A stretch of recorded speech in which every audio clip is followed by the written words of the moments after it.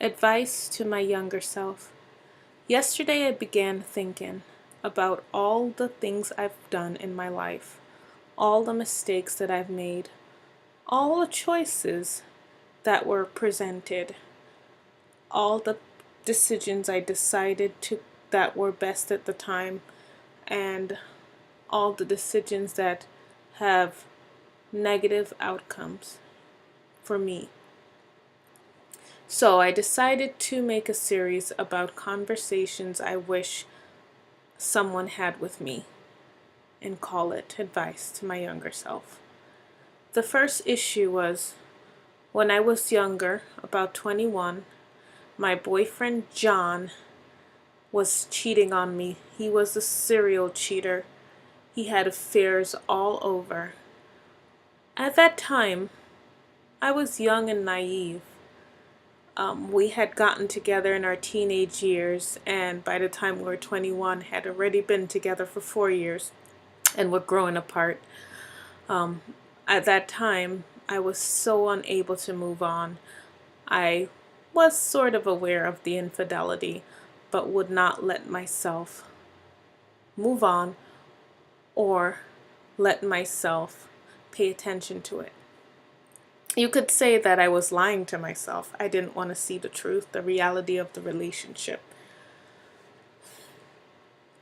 One incident that happened, came home the usual time, 5 o'clock.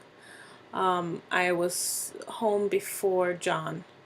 John usually worked late at that point. He was a delivery guy and would frequently come home at all hours of the night, sometimes 11 at night, sometimes he would come home even in the morning. Now, I noticed a pattern with him. He would always come home some nights around 11, other nights he would come home 2 in the morning, but I noticed that he would always stay out at least twice a week, claiming that he was sent away on some important delivery mission. At the time, I kind of knew that something was fishy, something was incredibly wrong, but I wanted to believe that he was faithful, or at least lie to myself. I didn't want to admit to myself that he was unfaithful. So, though I was suspicious, I would just, whatever lies he told me, I would believe them. Okay, he said that he was working late. Okay, that's the truth. I'm gonna believe it. Today he told me that that female who called him was a friend. Okay, I'm also going to believe that. But if I were to talk to myself as me now, telling my younger self what to do, I would tell her something different. I would say, Cindy, yesterday you got home late, you received the phone call from John saying that he was not going to be home tonight because he had deliveries. You know that he's not working late, that he's with someone else. Last week you checked his phone and noticed strange text messages from some girl named Erin talking about a trip that was coming up. Couple weeks ago, he disappeared for 4 days, only to return to say that he was on some job that required his undivided attention and could not return because he was traveling out of town. He stays out a couple nights a week. Very suspicious indeed. At this point, I would say, confront him. Talk to him. Confront him with all the evidence that you have so far.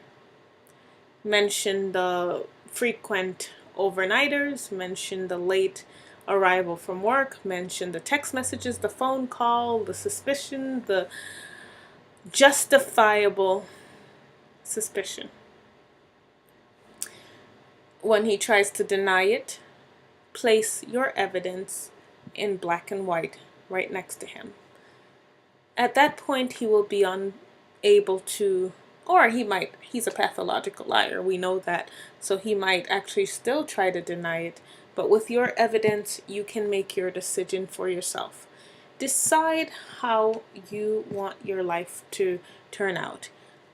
Where do you see yourself in 15 years, 10 years, 5 years, 20 years? Now, if you're 21 and he's cheating, what do you think he's going to be doing when you're 50? Definitely cheating more, right? So if someone, and you can have an open, honest relationship with someone that you're with. If someone makes a mistake once, I don't know, it's kind of up to you whether or not you want to forgive that person and take them back. But I would say if someone cheats more than once or is in a relationship with someone outside of your relationship, I would say no forgiveness. Move on. Without a doubt, younger self, move on. Know your worth. Know what you're looking for. Be less emotional. Be more logical. I know as women, we tend to be more on the emotional side. Men tend to be more logical about their decisions. They see everything in black and white and look at everything for how it really is. And women tend to see what they want to see in things. At points, we have moments of clarity where we definitely see things for what they are, but we have a way of justifying our beliefs, justifying everything, rationalizing every single thing to come up with the answer that we really, really want. So if we really want to stay with him, we're going to say, oh, he's not cheating. He's really working late. Or, oh, he just cheated that once. He said that it's over. Or, oh, he said he was angry at the time. Oh, he said I drove him to it because I'm not as affectionate. We'll find any way of rationalizing that behavior to remain in that comfortable situation. So, younger self, don't forgive him. Move on. Figure out what you want from life. Figure out what you need and go after it. You're still young. You're beautiful. Know what you will put up with and what you don't. Advice to anyone, any woman out there. Know exactly what you want from a relationship. Set boundaries. Set rules for yourself. And know exactly what you're willing to put up with and what you're not. And if someone does not meet those expectations, don't put up with it. I'm not saying be rigid and, oh my gosh, if he does this, it's absolutely over and it's something so small. We're allowed to forgive, but know when you're being taken advantage of or being taken for granted, which happens also. So don't put up with it. I hope this helps.